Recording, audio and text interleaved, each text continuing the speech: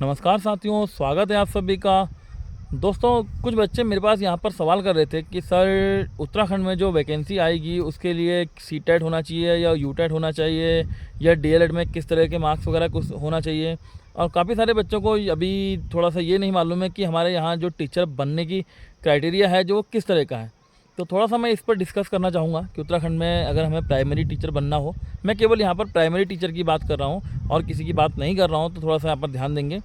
इसमें सबसे पहले आपको ग्रेजुएशन करनी पड़ेगी। अब ग्रेजुएशन आप किसी भी सब्जेक्ट से करें, चाहे आप बीए करें, चाहे बीएससी करें, चाहे बीकॉम करें, चाहे बी फार्मा करें, चाहे बीटेक करें, उससे कोई फ़र्क नहीं पड़ता। बीसीए बीबीए का नाम भी ले लेता हूँ, पूछेंगे बच्चे कि सर बीसीए और बीबीए चलेगा नहीं चलेगा। मतलब कोई भी आपने बैचलर डिग्री की होनी चाहिए। उसके बाद आपके पास उत्तराखंड में डीएलएड। अब वो डीएलएड चाहे आप उत्तराखंड की डाइट से करें, चाहे अदर स्टेट से करें, चाहे आप बीएड करें, डीएलएड या बीएड, ये चीज़ आपके पास होनी चाहिए। तो उत्तराखंड में अगर हम बात करें तो मोस्टली आजकल जो है प्रचलन में है चल रहा है डीएलएड, क्योंकि नौकरी इससे आराम से मिल जा रही है। तो सबसे पहले ग्रेजुएशन, उसके बाद में 2 साल का आपका डीएलएड का कोर्स होगा। चाहे आपने उत्तराखंड की डाइट से किया है, चाहे अदर स्टेट से किया है, उससे कोई फ़र्क नहीं पड़ने वाला। अब यहाँ पर एक कन्फ्यूजन और है बच्चों के अंदर कि सर यूटेट करना ही ज़रूरी है या सीटेट करना ज़रूरी है। उन्हें सीटेट और यूटेट का मतलब ही नहीं मालूम है। देखो, टीईटी होता है, सीटेट और यूटेट में क्या अंतर है। सीटेट का मतलब वो सेंट्रल लेवल पे हो गया, जो टेट है वो सेंट्रल लेवल पे हो गया, आप उससे किसी भी स्टेट में अप्लाई करने के योग्य हो जाते हैं।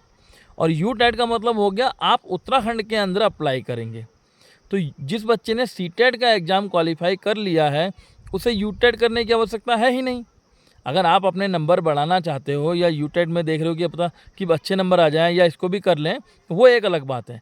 पर अगर आपने सीटेट का एग्ज़ाम दिया है तो आपको यूटेट की आवश्यकता नहीं है, या यूटेट का एग्ज़ाम दिया है उसको क्वालिफाई किया है तो सीटेट की आवश्यकता नहीं है।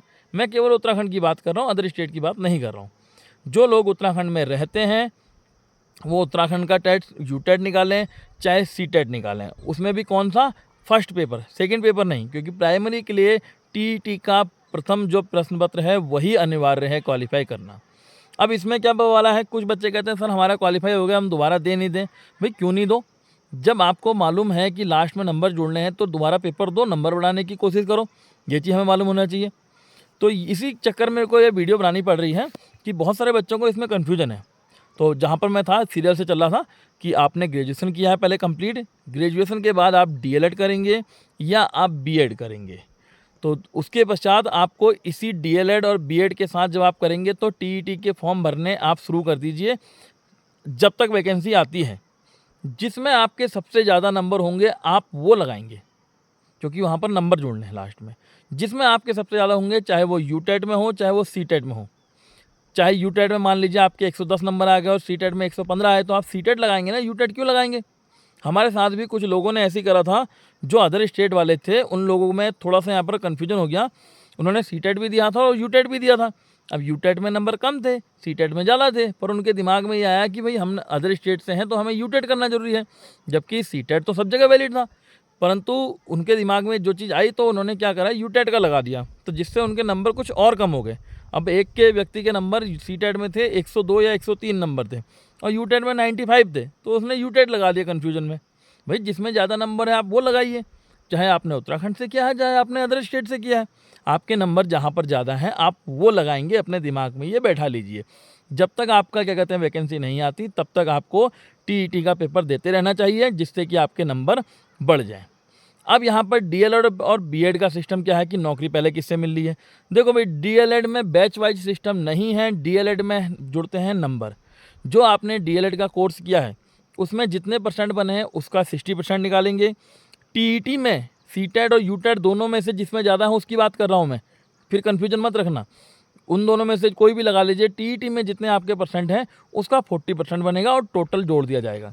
मतलब डीएलएड या वो डीएलएड का 60% और टीईटी का 40% जोड़ के आपका टोटल फाइनल मार्क्स बन जाएंगे, जो आपकी मेरिट बनेगी। फिर मेरिट कितनी बनती है पूछेंगे अभी कुछ बच्चे, तो मेरिट कुछ कितनी बनती है का कोई लॉजिक नहीं होता है। जितने ज़्यादा आप नंबर लाएंगे मेरिट हाई भी जाती है, किसी भी एग्ज़ाम में हर साल मेरिट बराबर नहीं रहती है, मेरिट ऊपर नीचे होती है। वो डिपेंड इस पर करता है कि जिन लोगों ने अप्लाई किया है, उन लोगों के मार्क्स हैं कैसे। भाई ज़्यादा मार्क्स होंगे, जैसे सुना है मैंने अब उत्तराखंड में 95% भी बच्चे ला रहे हैं, मैक्सिमम बच्चे, तो इसका मतलब है मेरिट ऊपर जाएगी। हमारे टाइम पे मेरिट भाई कोई 75 या 72, 73 तक मिल गया, तो हो सकता है अगली बार नहीं मिले इतने पे। वही सीधी बात है, क्योंकि अगर हमारे टाइम पे नंबर कम थे तो मेरिट भी कम गिरी है, आपके टाइम पे नंबर ज़्यादा आ रहा है तो मेरिट भी तो ज़्यादा ही जाएगी। ये तो नॉर्मल सी बात है ना। तो इसमें ये नहीं कि आपके टाइम पे जितना हुआ उतने में हमारा होगा क्या, ये चीज़ नहीं है। आप जितने ज़्यादा नंबर ला सकते हैं उतना उसमें बढ़िया है। तो ये तो रहा डीएलएड। इसके अलावा बीएड की बात करें, बीएड से भी प्राइमरी टीचर बना जा सकता है, परंतु बीएड के साथ समस्या एक ये है कि बीएड बैच वाइज चल रहा है। बीएड में आप जिसका जितना पुराना बीएड होगा उसको पहले नौकरी मिलेगी, आप नए वाले को नौकरी प्राइमरी में तो फ़िलहाल तो अगले कुछ लंबे सालों के लिए भूल जाइए। क्योंकि हमारे साथ में एक सर थे जिनका 2006 का बीएड था, उनकी अभी तक नहीं लगी है। वो एसएसटी सब्जेक्ट से थे, तो उनकी अभी नहीं लगी है। हालांकि 2007 वालों के जो साइंस सब्जेक्ट वाले थे वो लग चुकी है, तो वहाँ पर भी अपनी अपनी कंडीशन है।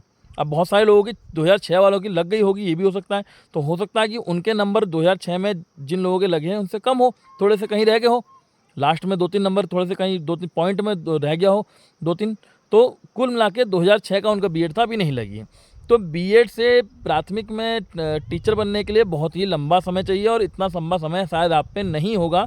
तो अगर आप प्राइमरी टीचर बनने के सोच रहे हैं तो आप बीएड करना इस समय आपको उचित नहीं रहेगा। हाँ, बीएड आपके लिए आगे एलटी के लिए, लेक्चरर के लिए, इनके लिए ठीक है, वो अलग बात है। परंतु प्राइमरी के लिए आपका फ़िलहाल डीएलएड पे ही फोकस कीजिए, और डीएलएड आप कहीं से भी कीजिए, उत्तराखंड से कीजिए, अदर स्टेट से कीजिए, वो आपको कोई टेंशन नहीं है उसमें, बात दोनों की बराबर है। बस ये है कि फाइनल में मेरिट बनेगी, जिसके नंबर ज़्यादा होंगे उसको मिलेगी। और ये सीटेट और यूटेट वाला कन्फ्यूजन अपने दिमाग से निकाल दीजिए। सीटेट यूटेट दोनों एक ही समझ लीजिए, केवल ये उत्तराखंड लेवल पे है। सीटेट मतलब सेंट्रल लेवल पर आप किसी भी स्टेट के लिए अप्लाई करते हैं। अब कुछ बच्चे यहाँ बोलेंगे कि सर हमने उत्तराखंड से डीलेट किया तो क्या हम अदर स्टेट के लिए अप्लाई कर सकते हैं? भाई अदर स्टेट में अप्लाई करने के लिए उनकी नियमावली में होना चाहिए कि आप कहीं की अप्लाई कर सकते हैं। जैसे हमारी नियमावली में लिखा है कि उत्तराखंड के मूल निवासी होने चाहिए, आपने डीएलएड कहीं से भी किया हो, उससे कोई फ़र्क नहीं पड़ता। तो ये चीज़ आपको दिमाग में रखना है। सीटेट सब में अप्लाई करने का मतलब आपको अपने स्टेट का टेट अलग से नहीं निकालना है। आपने सीटेट निकाल दिया, अब आप किसी भी स्टेट में रहते हो तो आप अपना इधर अप्लाई कर सकते हैं, जहाँ जहाँ कंडीशन आपके लिए उचित होंगी कि हाँ भाई यहाँ अप्लाई कर सकते हैं। तो ये जो कन्फ्यूजन था, इसको हटाने के लिए मुझे ये वीडियो बनानी पड़ी। उम्मीद है आपको जो भी कन्फ्यूजन होगा आपका वो हट गया होगा। अगर किसी को फिर भी रह गया हो तो मुझे कमेंट बॉक्स में मैसेज कर सकता है। तो ठीक है, नमस्कार।